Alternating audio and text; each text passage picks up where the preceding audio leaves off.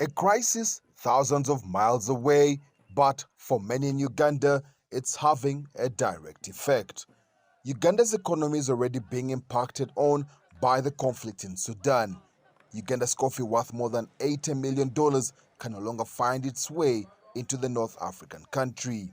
The world is competitive in a way that every single market that gives $1 is very important.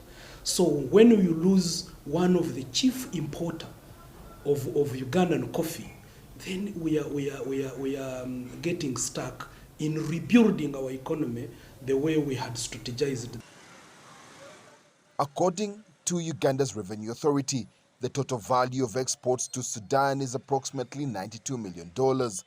That includes revenue from tea, spices, and other agricultural produce. With the crisis between the Sudanese army and the Rapid Support Forces not about to end, geopolitical analysts say Uganda may now have to brace itself for tougher times. Our reserves are going down. We were on 4 months, now we are telling us around like 3.5 months cover. So now if you add this type of crisis whereby now we are going to export less, therefore our reserves are likely also to go down. And when your reserves are down, then it becomes very expensive for you to cover your exports, and exports become very expensive. So these are things that are very intricate and very, very connected in terms of trade and money.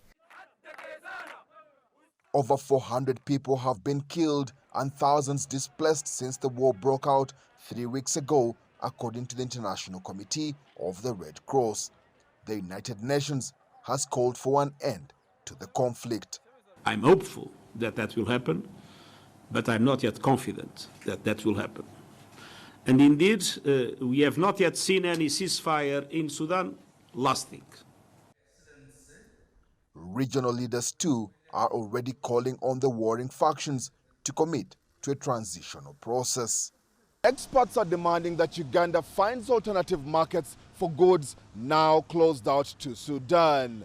But more than the economic impact, the crisis is expected to escalate a refugee situation for countries like Uganda, already dealing with refugees from within the region. And that makes the need for humanitarian aid more immediate. Leon Sanyange, CGTN, Kampala, Uganda.